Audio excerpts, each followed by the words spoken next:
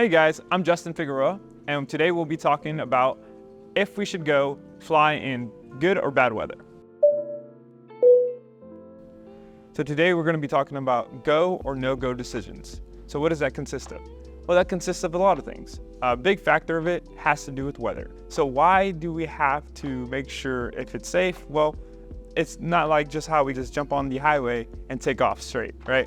In the sky, there's a lot of different factors that we have to think about because there's a lot of wind factors and different type of weather that we're a little bit closer to, right? So first, where we start off is we make sure our plane is safe to fly, right? So we evaluate, we go through a pre-flight, and basically we check internally, everything in the plane is good.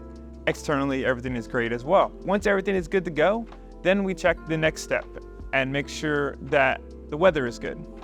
We first need to think about what our personal minimums are and how we set them. So how do we set our personal minimums? Well, the reality of it is we have to be in those weather conditions to know what they are, right? So we're not gonna say our personal minimums are 30 knot winds or 5 knot winds if we've never actually flown in them ourselves.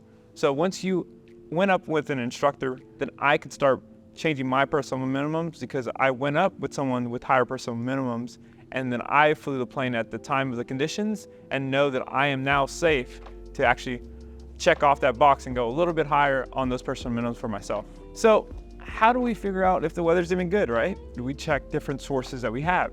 We have a METAR. A METAR is a meteorological aerodrome report. It's the observed weather that we have at our airport. So we check that right before we fly. We make sure that the observed weather is good to go. And then we have different sources like a terminal aerodrome report. That is called a TAF. We consider that a forecasted weather. So if we look at the observed weather with a meteorological aerodrome report first, we check it out, we make sure it's good, but then we want to see what's going to happen in the near future and the next few hours, we check the TAF. Once we check those two, we check different sources like aviationweather.gov, different radars. We make sure all the sources that we have are looking good. There's not low clouds, there's no storms rolling in. Then we make our decision to actually go forward with the flight. So we also have to think about the terrain and weather conditions and the actual runway itself, how the conditions actually are for that day. What if it's really wet outside? We don't want a hydroplane, so we want to make sure to look out for that stuff. And also, it could be where we have the crazy storm that we had before, the winter of Dallas, right? The time where everything froze up. We need to make sure the conditions are good enough for our plane and ourselves, our personal minimums, to actually execute this flight. So not only do we have to talk about weather, well, we have to think about our passengers. Our passengers are important, right? You don't want to go up in the worst conditions where it's turbulent, and for pilots, we don't really feel this scare when it comes to turbulence because we've been flying in it so much. Any ground dweller out there, it's kind of hard to understand, hey, we're okay, right? So we have to make sure that our passengers are okay.